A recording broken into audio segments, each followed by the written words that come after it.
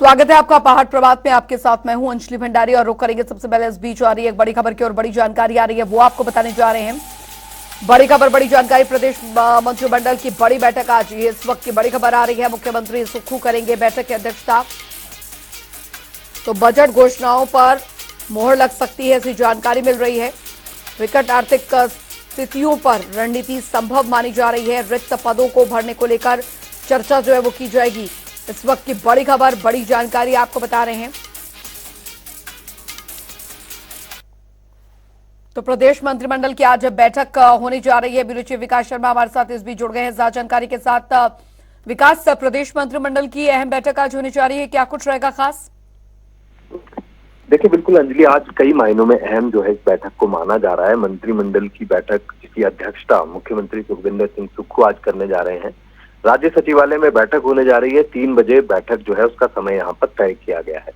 इस बैठक में कई तरह के मुद्दे जो है वो आने की संभावना जताई जा रही है। हालांकि जो एजेंडा आइटम्स है उसके ऊपर जो एजेंडा आइटम्स तय किए जाते हैं ये मुख्यमंत्री के सामने रखे जाते हैं और फिर मुख्यमंत्री तय करते हैं कि किन आइटम्स को आज एजेंडा आइटम में शामिल करना है और कैबिनेट में उनको रखा जाना है। तो फाइनली ये माना जा रहा है कि आज आर्थिक जो संकट है हिमाचल प्रदेश का, किस तरह से आमदन बढ़ाई जाए, कहां से संसाधन जो है वो जुटाए जा सकते हैं, इसको लेकर चर्चा होने के विस्तार से जो संभावना है वो आज यहाँ पर नजर आ रही है। क्योंकि बीते दिनों जिस तरह से मुख्यमंत्री का दिल्ली दौरा था, वित्त मंत्रालय से जो है उनकी बैठक वहां पर हुई थी और उसके बाद कई अहम मसलों पर चर्चा जो है वो अलग अलग मंत्रालयों में मुख्यमंत्री की हुई थी। तो वही सारी चीजें जो है वो आज मंत्रिमंडल की बैठक में आज डिस्कशन के लिए आ सकते हैं। इसके अलावा जो स्कूल है, क्योंकि दर्जा घटाया गया था, ये कहा गया था कि पूर्व की जो भाजपा सरकार थी उनके समय में कई ऐसे स्कूल थे जो डीनोटिफाई किए गए थे। और अगर हम बात करें पूर्व विधायक और पूर्व मंत्री जो आशा कुमारी है उनकी तरफ से जो है कहा गया कि आप विचार कीजिए कि हमारे इलाके में ऐसे बहुत से स्कूल हैं, बहुत ही कठिन और जो भौगोलिक परिस्थितियां हैं हिमाचल प्रदेश के कई ऐसे दुर्गम इलाके हैं वहां की है। तो ऐसे में जो दर्जा है उनके ऊपर विचार एक बार फिर से किया जाए कि डीनोटिफाई किए गए जो ऐसे संस्थान हैं, ऐसे जो स्कूल है खास तौर पर, उनको थोड़ा उसके ऊपर विचार किया जाए। तो आज उसके ऊपर अहम निर्णय जो है वो यहाँ पर लिया जा सकता है कि कहाँ से और कौन कौन से ऐसे स्कूल जिनमें बच्चों की संख्या क्या तय की गई है, वहां पर वरिष्ठ माध्यमिक और उच्च विद्यालय जो है उनके दर्जा जो है बहाल करने के ऊपर निश्चित रूप से आज फैसला लिया जा सकता है। इसके अलावा मुख्यमंत्री की पूर्व में अभी कांगड़ा का दौरा था, 9 दिनों का दौरा था। 9 दिनों के दौरे के दौरान मुख्यमंत्री की वहां की घोषणाएं और उसके साथ ही जो ये कहा गया कि किस तरह से जो पर्यटन कैपिटल जो है उसको बनाया जाए और ऐसे पर्यटन के क्षेत्र में हिमाचल प्रदेश में क्या और संभावनाएं हैं, खास तौर पर कांगड़ा को किस तरह से पर्यटन की राजधानी वहां पर बनाया जाए, उसको लेकर निश्चित रूप से आज विस्तार में चर्चा जो है होने की संभावना कैबिनेट के भीतर आज नजर आती है। इसके अलावा भी कई ऐसी बजट की घोषणाएं हैं मुख्यमंत्री की या पूर्व की और मुख्यमंत्री के जो घोषणाएं हैं उसके ऊपर विचार जो है आज यहाँ पर आ सकता है। इसके साथ ही रिक्त पड़े पद हैं कई ऐसे अलग अलग विभागों में, आज उनको भरने के ऊपर जो है वो चाहे वो फॉरेस्ट गार्ड के हों या वन विभाग के अंदर अलग अलग श्रेणियों के पद हों, शिक्षा विभाग के अंदर हों या फिर स्वास्थ्य विभाग के अंदर हों, अलग अलग जो विभाग हैं उनके अंदर किस तरह से रिक्त पड़े पदों को भरा जा सकता है, आज उसके ऊपर जो है विस्तार से चर्चा की जा सकती है और निश्चित रूप से कोई अहम फैसला जो है इसके ऊपर आ सकता है। तो इसी तरह से कई मायनों में अहम जो है इस मंत्रिमंडल की बैठक को यहाँ पर माना जा रहा है। कई लोगों की उम्मीद है कि उनसे जुड़े जो विभाग है या कर्मचारी हैं, अब एसओपी का मामला आ रहा था कि किस तरह से बोर्डों में, निगमों में किस तरह से अब जो ओपीएस है उसे पुरानी पेंशन बहाली कर लेकर जो मांग की जा रही है उसके ऊपर भी निश्चित रूप से कोई विचार आज किया जा सकता है। चर्चा जो है निश्चित रूप से आज समझ आ रहा है कि उसके अंदर आज कैबिनेट में चर्चा हो सकती है। जी, बहुत बहुत शुक्रिया विकास, आपसे आगे भी अपडेट लेंगे। इस तमाम जानकारी के लिए बहुत बहुत शुक्रिया। खबरों में आगे बढ़ेंगे। उधर हमीरपुर के अमीर भवन में दरअसल समीक्षा बैठक का आयोजन किया गया जिसकी अध्यक्षता राज्यपाल शिव प्रताप शुक्ल ने की और इस दौरान मौके पर मौजूद उपायुक्त हेमराज बैरवा ने जिले में किए जा रहे कामों की जानकारी दी। वहीं पुलिस अधीक्षक डॉक्टर आकृति शर्मा भी बैठक में मौजूद रहीं और नशे के खिलाफ चलाए जा रहे अभियान के बारे में विस्तार पूर्वक जानकारी दी। चाहे केंद्र की सरकार की योजना है, चाहे राज्य की सरकार की योजना है, दोनों योजनाओं को यहाँ बहुत अच्छी तरह से कार्यान्वित किया जा रहा है। अभी तक की जानकारी के अनुसार देखिए 1% तो छोड़ा जा सकता है, लेकिन मैं ये कह सकता हूँ कि 99.9% में पूरी तौर पर संतुष्ट हूँ। मैं इसके लिए यहाँ के डीसी को, पुलिस अधीक्षक को, अन्य विभाग के जो प्रमुख रहे हैं उन सबको बधाई देता हूँ कि सरकार की योजनाओं को पूरी तरह पर करने में वो लोग सन्नद्ध हैं। और जैसे शिक्षा के क्षेत्र में हमीरपुर आगे है, वैसे ही अन्य विभागों के कार्यों के संदर्भ में, चाहे वो जल जीवन मिशन हो, चाहे वो PWD का हो, चाहे वो NH का हो, चाहे वो खाद्य सुरक्षा का हो, ये सब से मैं पूर्णतः संतुष्ट हूँ। उधर नाहन में आपको बता दें कि विजिट महाराज के बागधार मेले के समापन अवसर पर इस महानाटी ने खूब रंग जमाया। मेले में आए लोगों ने महानाटी का जमकर आनंद उठाया। महानाटी पर्यावरण दिवस पर खास पेशकश के रूप में लगाई गई। इस आयोजन में उप मुख्यमंत्री मुकेश अग्निहोत्री विशेष रूप से उपस्थित रहे। बता दें आपको कि बोगधार में आयोजित 3 दिवसीय मेले के समापन अवसर पर उप मुख्यमंत्री मुकेश अग्निहोत्री पहुंचे। उप मुख्यमंत्री ने हर घर के लिए एक संकल्प पत्र का भी विमोचन किया। इसमें हर परिवार से पेयजल संरक्षण और संग्रहण की अपील की गई। हमने पहले OPS की डिमांड पूरी की। OPS बहुत बड़ा मसला है जिसपे कि कर्मचारियों के साथ को सोशल सिक्योरिटी के लिए ज़रूरी है और 20 साल से बंद था और कर्मचारी मांग कर रहे थे। आप तो यहाँ पे देख सकते हैं कि जब ये मसला उठा था, हिमाचल प्रदेश में भी कर्मचारियों ने ये मसला उठाया और विधानसभा के भीतर हमने मसला ये उठाया और बाहर जो है कर्मचारी उठा रहे थे। तो आपके यहाँ के लोग भी थे जो यहाँ मामा मानदा नहीं, कर्मचारियाँ सुनदा नहीं, बातें आपके सामने होती थी। बाहर उन पे डंडे पड़ रहे होते थे, बाहर उनको ऊपर पानी फेंक रहे होते, घोड़े चढ़ाए जाते थे, केस बनाए जाते थे, उनको जो है ट्रांसफरें की जाती थी। उस दौर में हमने उनसे वायदा किया था कि आप हमें सत्ता में लाओ, हम जो है आपको जो है ये निर्णायक अधिकार देंगे। तो हमने दिया। जैसे ही हमने अधिकार दिया और उनको लगा कि अगला अधिकार महिलाओं को देने का है, तो वो उन्होंने जो है हिमाचल प्रदेश की फंडिंग पे जो है शिकंजा कसने का प्रयास हो रहा है। और हमारे कर्ज की लिमिट जो बीजेपी टाइम में 14,500 करोड़ थी, उसको घटा के जो है 5,500 करोड़ का कट लगा दिया है। और दूसरी हमारी फॉरेन फंडिंग है, उस पे भी जो है वो कैप लगा रहे हैं। तो कई कुछ कर रहे हैं, लेकिन ऐसा है कि नीयत साफ होनी चाहिए। हम अपने संसाधनों को आगे बढ़ाने की कोशिश कर रहे हैं। आपने देखा अभी हमने शराब के ठेकों की नीलामी की और उससे 500 करोड़ रुपया बढ़ा है। फर्स्ट टाइम 4-5 साल के बाद नीलामी हुई। अब हमने वाटर का सेस लगाया है। वाटर सेस भी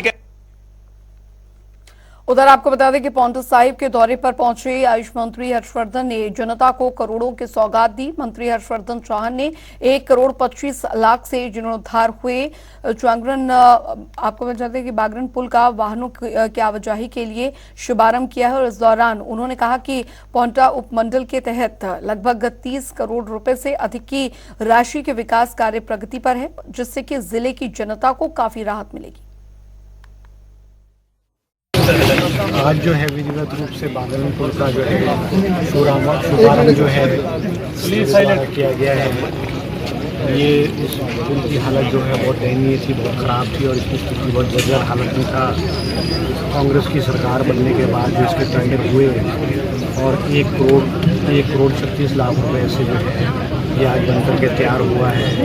और गिरी पहाड़ की पंचायतें हैं, 15-16 पंचायतें हैं, बहुत दिक्कत हो रही थी और विधिवत रूप से आज इसका शुभारंभ हुआ है। हिमाचल प्रदेश के कृषि मंत्री चंद्र कुमार आपको बता दें सोलन सब्जी मंडी पहुंचे और यहां पर इस दौरान उन्होंने औचक निरीक्षण किया। इस दौरान उन्होंने किसान बागवान को किस तरह से यहां पर सुविधाएं मिल रही हैं और क्या क्या कमियां मंडी में इन दिनों हैं, इसकी जानकारी सब्जी मंडी के अधिकारियों से ली। कृषि मंत्री चंद्र कुमार ने कहा कि दरअसल किसानों बागवानों को बेहतर सुविधाएं मिले, इसके लिए मंडी में कार्य किया जा रहा है। वहीं उन्होंने कहा कि ऑनलाइन माध्यम से मंडियों को कनेक्ट करने का प्रयास किया जा रहा है। जो भी कमियां होंगी जिसके बारे में यहाँ की एसोसिएशन और हमारे कांग्रेस के वरिष्ठ लोगों ने और हमारे सेक्रेटरी साहबान ने जो दिक्कतें यहाँ दिखाई हैं, उसके लिए मैंने डी साहब को कहा है कि क्योंकि आजकल अभी बोर्ड जो है उसके अध्यक्ष हमारे डिप्टी कमिश्नर हैं तो इसके लिए एक हम ब्लूप्रिंट तैयार करके जहाँ जहाँ भी कमी होगी उनको हम पूरा करेंगे, चाहे रिटेनिंग वॉल लगानी पड़े। उधर हिमाचल में पर्यावरण दिवस पर जगह जगह पर जागरूकता रैली का आयोजन किया गया, जिसमें कि रैली निकालकर जनता को पौधे लगाने की अपील की गई। बता दें आपको कि हिमाचल प्रदेश ने 1.5 दशक के अंतराल में 22 करोड़ से भी अधिक पौधे लगाए हैं और बड़ी बात यह है कि इन पौधों की जो सर्वाइवल रेट भी 80% है। इस समय हिमाचल प्रदेश में 28.4% फॉरेस्ट कवर हो गया है। पहले ये आंकड़ा 27% था। राज्य के कुल क्षेत्रफल का 66% से अधिक का जो हिस्सा है अलग अलग तरह के जंगलों से ढका है।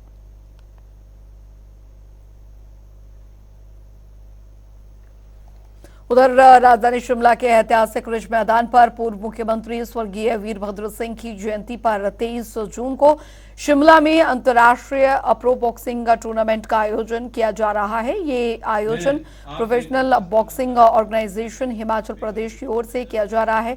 बॉक्सिंग चैंपियनशिप शिमला के ऐतिहासिक रिज मैदान पर करवाई जा रही है। इसका शुभारंभ प्रदेश के राज्यपाल शिव प्रताप शुक्ल करेंगे और साथ ही इस दौरान प्रदेश कांग्रेस अध्यक्ष प्रतिभा सिंह भी मौजूद रहेंगे, जबकि इसके समापन अवसर पर प्रदेश के मुख्यमंत्री सुखविंदर सिंह सुक्खू, हिमाचल कांग्रेस के प्रभारी राजीव शुक्ला और साथ ही प्रदेश के खेल मंत्री विक्रमादित्य सिंह मौजूद रहेंगे। 5 कंट्रियां बाहर से और 6ठी कंट्री इंडिया की, और ये पहली बार हिमाचल प्रदेश के अंदर ऐसी फाइट हो रही है जो फाइट आज से पहले ना हिमाचल में ना हिंदुस्तान में हुई है, जिसमें 6 कंट्रियां पहली बार प्रो बॉक्सिंग में भाग ले रही है। ये हमारे जो प्रिय नेता है, जो ना हम भूले हैं ना भूलेंगे, आज भी वो नेता हिमाचल प्रदेश की जनता के दिल में राज कर रहे हैं। उधर बागवानी मंत्री जगत सिंह नेगी ने किन्नौर के बचत भवन में प्रशिक्षण शिविर की अध्यक्षता की और आपको बता दें कि वन अधिकार अधिनियम 2006 के तहत यह आयोजन किया गया। इस दौरान जगत सिंह नेगी ने कहा कि प्रदेश सरकार किन्नौर के लोगों को नो तोड़ और FRA के तहत भूमि उपलब्ध करवाने के लिए तत्परता से कार्य कर रही है और साथ ही जनप्रतिनिधियों को FRA से जुड़ी शंकाओं को दूर करने के निर्देश दिए गए। प्रशिक्षण में वन अधिकार अधिनियम के तहत वन अधिकारों को मान्यता मिलने की प्रक्रिया के बारे में भी जानकारी दी गई। करोड़ों के हिसाब से जनजाति लोग हैं जिनके पास जंगलों में कोई भूमि अपने अधिकार क्षेत्र में मालिकाना हक उनको नहीं है, उनके पास पक्के मकान तक नहीं है। इन सारे बातों को ध्यान में रखकर इस कानून को जो है पार्लियामेंट से पास कराया गया और ये पूरे देश में लागू किया। तो पीछे बीजेपी की सरकार ने फिर जो है सुप्रीम कोर्ट में ये जो है सारे का मामला, ये व्यक्तिगत वाला और सामूहिक वाला नहीं, ये जो 13 आइटम वाला मामला है वो सुप्रीम कोर्ट के पास है और सुप्रीम कोर्ट ने उसमें कोई बैन नहीं लगाया सेकंड पार्ट वाले ने, सिर्फ ये कहा कि जो भी केस है तो सुप्रीम कोर्ट उसका जो है मॉनिटरिंग करेंगे। अच्छा, उस मॉनिटरिंग करने में ये था कि समय बहुत लगता था। एक केस यहाँ से रिकमेंड करके भेजेंगे, फिर रामपुर जाएगा, रामपुर से फिर शिमला, फिर शिमला में भी जो है जब तक 250-400 केस नहीं बनेंगे तब तक वो दिल्ली सुप्रीम कोर्ट नहीं भेजते थे। फिर सुप्रीम कोर्ट की अपनी कमेटी थी, उस कमेटी वाले फिर देखते थे कि ये केसेस करने या नहीं करने। उधर शिमला और किन्नौर जिले के बागवानी अधिकारियों और साथ ही बागवानों को सशक्त करने के लिए रामपुर के रत्नगर में एक दिवसीय शिविर का आयोजन किया गया। शिविर में न्यूजीलैंड नॉनी यूनिवर्सिटी और साथ ही उद्यान विभाग के विशेषज्ञों ने बागवानी विकास परियोजना के तहत किए जा रहे कार्यों का विवरण यहाँ पर दिया। इस दौरान आगामी दिनों में सेब को लेकर सरकारी फैसलों के मुताबिक किलो के हिसाब से बेचने को लेकर सजग किया गया। हैं कि क्या किलो के हिसाब से सेब इस साल बिकेगा? बिल्कुल इस साल ही बिकेगा। सारी टीमें गठित की गई है और साथ में विषय विशेषज्ञ हमारे डॉक्टर नरेंद्र कायत जी जो कृषि विज्ञान केंद्र से हैं, वो यहाँ इस साल प्रकृति किस तरह बदलाव हुआ, मई और जून महीने में आपको देख रहे हैं कि यहाँ पे सर्दी का जैसा मौसम बना है, तो आने वाले टाइम में ये वातावरण किस तरह चैलेंज बनता जा रहा है उस पर चर्चा करेंगे। ऑर्चर्ड मैनेजमेंट कैसे करना है, पेस्ट एंड डिजीज़ को कैसे मैनेज करना है, ये सारे चीज़ों को 4 to 5 years से हम लोग इसके बारे में बात कर रहे हैं। और ओवर द ईयर्स शुरू में तो काफ़ी मुश्किल हुए, जो फार्मर्स समझ नहीं पा रहे थे कि ये लोग कुछ नई चीज़ बता रहे हैं, हम लोग कुछ अलग कर रहे हैं। लेकिन over time next 2-3 years farmers जो है काफ़ी जो चीज़ें हम लोगों ने बताए उनको काफ़ी अडॉप्ट किया। उधर कांगड़ा एयरपोर्ट के विस्तारीकरण का काम अभी जारी है, जिसके तहत एसआईए और साथ ही साथ सरकार की बनाई गई एयरपोर्ट टीम की जो एक्सपर्ट्स टीम है उसके परिणाम की रिपोर्ट सरकार को भेजी जाएगी। इसके बाद सरकार की ओर से विस्तारीकरण के लिए भूमि अधिग्रहण को लेकर फैसला लिया जाएगा। निर्माण के लिए प्रदेश सरकार की ओर से 2000 करोड़ रुपए का प्रावधान किया गया है। वहीं भूमि अधिग्रहण की प्रक्रिया को पूरी पारदर्शिता से करने के भी आदेश दिए गए हैं। देखिए, जो लैंड एक्विजिशन एक्ट हमारा 2013 है उसमें मैंडेटरी है कि एक पार्टिसिपेटिव और ट्रांसपेरेंट तरीके से जो है वो इस सारी प्रक्रिया को जो है वो जिसमें फेयर कंपनसेशन का भी एक कंपोनेंट रहता है उस तरीके से इसको किया जाए। तो जिस तरह से सरकार के दिशा निर्देश है, हमने जो है वो सोशल इम्पैक्ट असेसमेंट इसका डिपार्टमेंट ऑफ टूरिज्म ने करवाया है थ्रू हिपा, और इसकी रिपोर्ट सबमिट हो गई थी लास्ट मंथ। उस पे जो है वो एक एक्सपर्ट ग्रुप गवर्नमेंट ने कॉन्स्टिट्यूट किया, जिसकी लास्ट मीटिंग पिछले कल हुई है और अभी रिपोर्ट जो है उनसे अवेटेड है। ये रिपोर्ट सरकार को सबमिट की जाएगी और जिस तरह से आगे सरकार की डायरेक्शंस होंगी उस पर आगे कार्रवाई की जाएगी।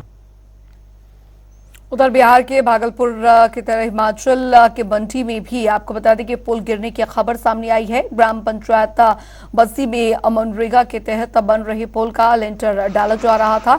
लेंटर के लिए डाले जा रहे मलबे को ही पुल संभाल नहीं पाया और धड़ाम से नीचे जा गिरा। इस पूरी घटना का कुछ सेकंड का वीडियो सोशल मीडिया पर खूब वायरल हो रहा है, जिसमें कि सरकारी निर्माण को लेकर लोग जमकर तंज कस रहे हैं। जांच करने पर पता चला कि यह मामला और उपमंडल के तहत आने वाले ग्राम पंचायत बस्सी का है। इसकी पुष्टि बीडीओ और गोपी चंद पाठक ने कर दी है और उन्होंने बताया कि टीम गठित करके मामले की जांच के आदेश जारी कर दिए गए हैं।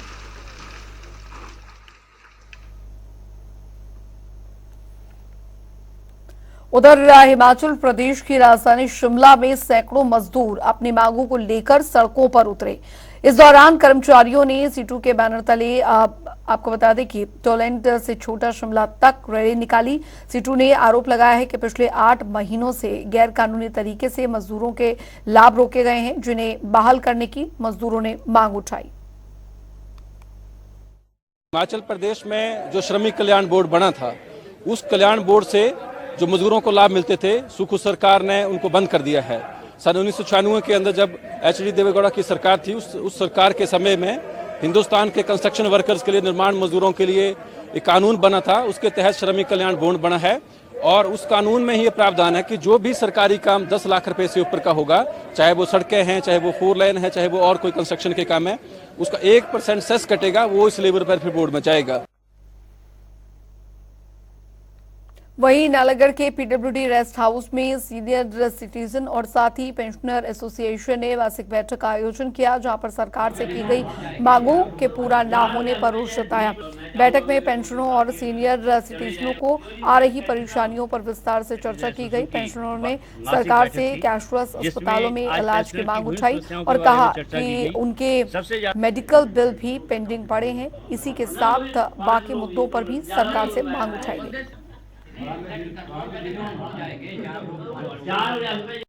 एसोसिएशन की मासिक बैठक थी, जिसमें आज पेंशनर की विभिन्न समस्याओं के बारे में चर्चा की गई।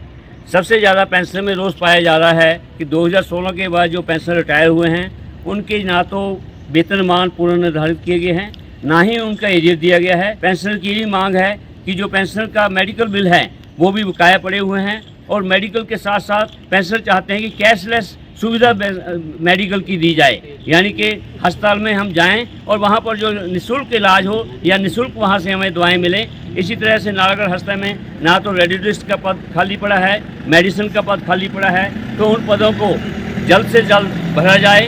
तो नालागढ़ पेंशनर व सीनियर सिटीजन एसोसिएशन मांग करती है कि नालागढ़ की तरफ ध्यान दिया जाए। उधर हिमाचल प्रदेश में सुखू सरकार व्यवस्थाओं को लेकर लगातार कार्य कर रही है। इसी कड़ी में एचआरटीसी विभाग ने सोलन से खद्दर के रूट पर भी बसों की शुरुआत कर दी है, जिससे कि भविष्य में धार्मिक पर्यटन क्षेत्र को बढ़ावा मिलेगा और स्थानीय लोगों को भी आने जाने में सुविधा होगी। वहीं जोगिंद्रा बैंक सोलन के चेयरमैन मुकेश शर्मा ने हरी झंडी दिखाकर इस बस को रवाना किया।